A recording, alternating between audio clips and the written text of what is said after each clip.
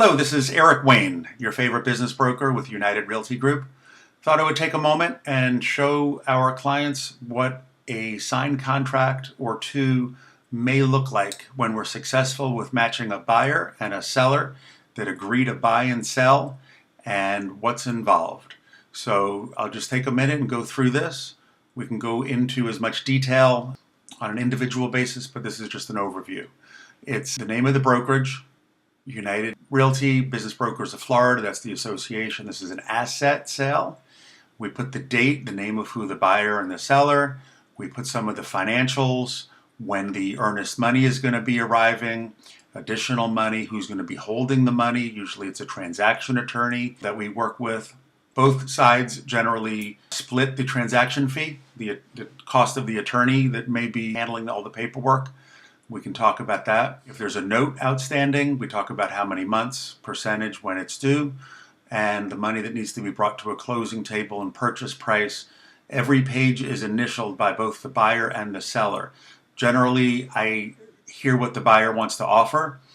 I type it up. The buyer signs off on it. We present it to the seller. If the seller agrees, then we are what's called an executed contract. And then we're under contract. And then we have all these clauses that come in. The effective date is when the last party signs and accepts the offer, making their bilateral on all items and conditions. We talk about what's for sale. It's all the business assets, payment of deposit, the closing when that's projected to be, time is of the essence, and the authority. The buyers and sellers both have authority to be acting.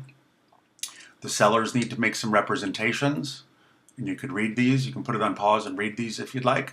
The buyer may form a new entity, which is a new business name, a corporation, LLC, depending on the circumstance. The due diligence, how many days of due diligence? Sometimes it's 2 weeks. Sometimes a bigger business requires a little more time to go over financials, meet the crew, things like that. What if somebody defaults?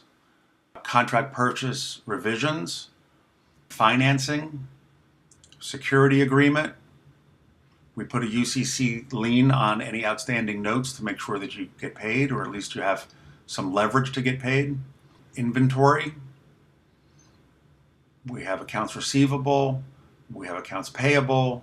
We have fictitious names. If the buyer wants to do a holdback of certain dollars until things are settled in the future, loss and damage. Seller operations, we're talking about deposits, phone, mail. Very, very detailed, very balanced between the buyer's needs and the seller's needs. Years of association attorneys and very knowledgeable agents and brokers have over the years drafted this document, so there's no need to start from scratch. We plug in the information that's relevant, and it's very, very helpful.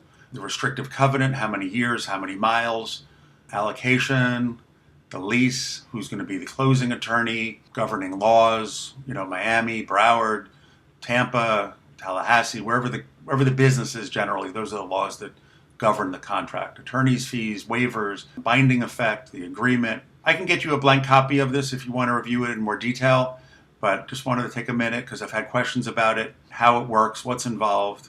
If there's anything else, please let us know. Here's a second one. This is an air conditioning business that we had sold. It was a $400,000 sale. We put up $20,000, 10 and 10, and $380 cashier's check, $400 total.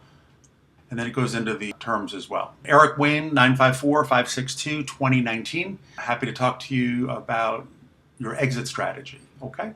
Thank you very much. Bye-bye.